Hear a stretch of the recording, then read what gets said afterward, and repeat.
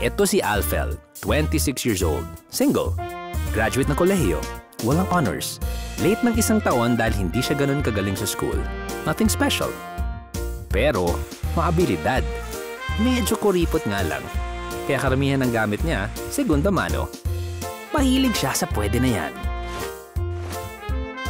Pwede na yan. Pwede na daw yan. Pwede na yan. Kung may bagay na mahal si Alfel, yun ay walang iba kung hindi si Bridget. Mahaba-haba ng pinagsamahan nila at di nila binibigo ang isa't isa dahil alam niyang kung gaano niya alagaan si Bridget ay ganun din siyang alagaan nito, niya. Hindi pwede ang pwede na pagdating sa kanila.